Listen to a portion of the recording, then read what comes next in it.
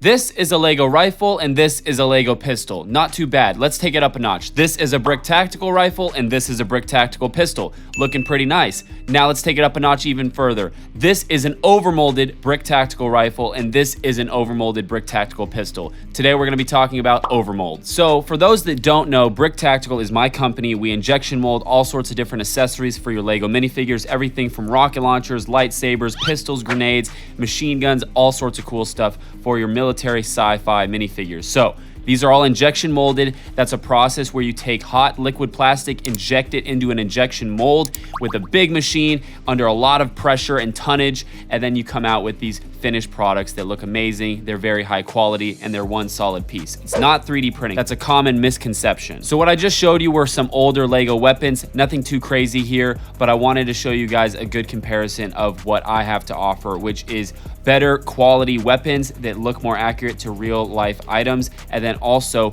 what is overmolding? So overmolding is a process where we're taking two different parts and we're molding over one of the other existing parts. So the overmolding, that's how you get the term for that. Now what's cool about this is you're able to add a bunch of different color combinations and it's still one piece. It's not printed, it's not painted, it's not a sticker, it's one solid part at the end of the day. So if we take a look at some of these, we can go back to what I showed you guys earlier, the revolver and the rifle. You can see how first of all, just a solid color rifle looks very nice. Same with the revolver. But we take it one step further and now we have just a little bit more detail. We're not going too crazy, not going overboard, but man, does it look different. We're highlighting the metal parts of the rifle in a different metallic color and then the wood stock in a brown color. And then of course, we're doing the same here with the pistol. Looks really cool. So we can see a bunch of different examples of overmolding in the consumer market. We can see them everywhere from like a drill, for example. You have that rubber texture with the hard plastic. Those are two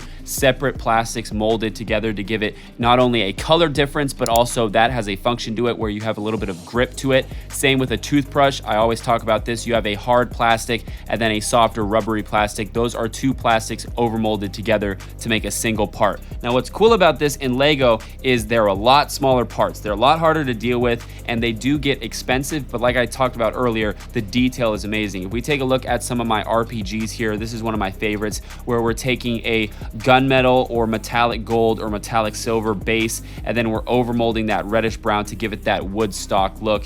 Looks absolutely amazing. And in this case, we have a removable rocket that actually have a overmolded steel pin in the rocket, so we don't have a wearing out function here. This will never wear out because it's a steel pin here and that goes into the end of the rocket tube. So that's a really cool feature there. And then also we can take a look at my Halo rocket launcher. This is another one of my favorites. So we have a couple different colors. We have the black and silver overmold and then the black and gunmetal. But once again, adding that two-tone color versus if we look at just an all-black rocket launcher, you just don't get the same look. You don't get the same accuracy to, in this case, this is a Halo rocket launcher. And then if we take a look at a Kylo Ren lightsaber, this is another cool one where we have a transparent Lego blade that's actually overmolded onto a black hilt. Looks absolutely gorgeous. Another example we have is my German stick grenade. This is really cool. Once again, very, very simple. It's just showing the highlights of the wood of the actual grip, and then we have the grenade head and kind of the pommel of the handle there in a different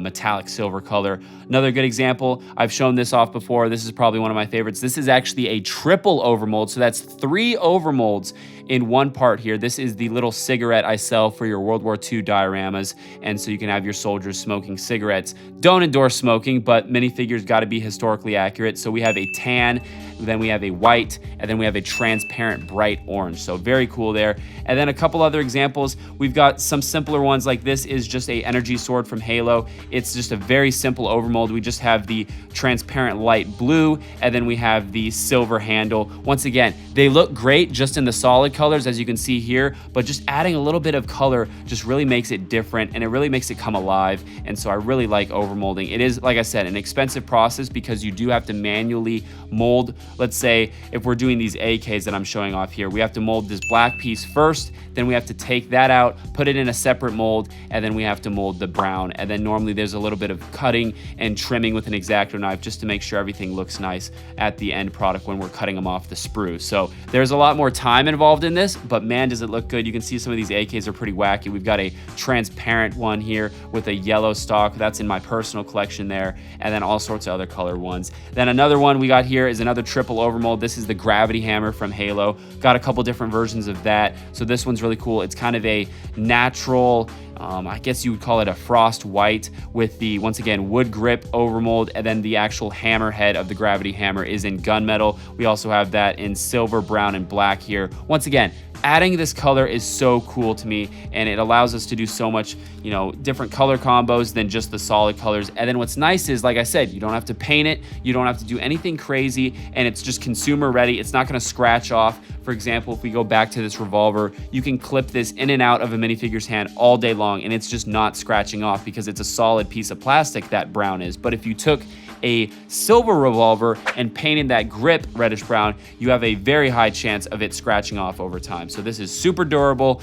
It is expensive, like I said, but I think it's well worth it. Now, what's really cool is we're starting to see Lego do more and more overmolding. Now, I can tell you guys for a fact that all of this overmolding is done overseas or in Mexico just because of the labor prices are a lot cheaper there. But let's take a look at this. Is a Lego hat and hair combo. I think this is absolutely amazing. I love looking at this piece. Super cool. You have the blonde hair, and then you have an overmolded dark red hat. This is a perfect example of where overmolding comes into play. It would be very difficult if you molded this all in one color. Let's say if you did all dark red, and if you were to try to print onto this part to make the hair stand out. So this is a perfect example of where Lego's doing overmolding very well. It's very simple. It's just two colors, nothing crazy. Another good example is if we take a look at their boot legs. So it's a simple, a lot of these are just black. There's some brown, different color ones where you're just able to get the two-tone look of having shoes on the Lego minifigure leg piece. Another one that comes to mind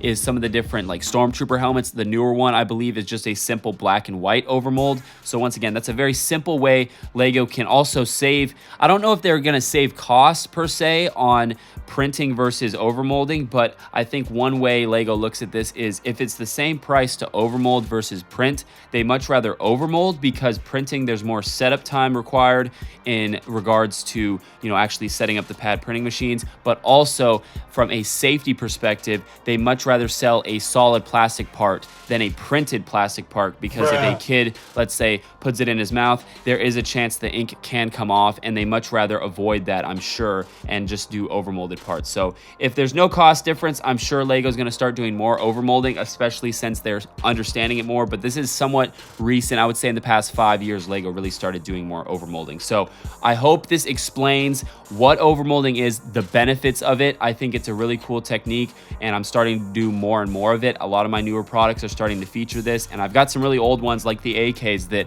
have been out of stock for a while because people are starting to understand that overmolds are pretty cool. So I'm gonna have to restock some of those older products. If you guys have any suggestions for things that I should overmold in the future, let me know. Let me know in the comments down below what other processes you want me to talk about. But this was a good little introduction into what is overmolding, why it's expensive, and what it looks like. So guys, take care.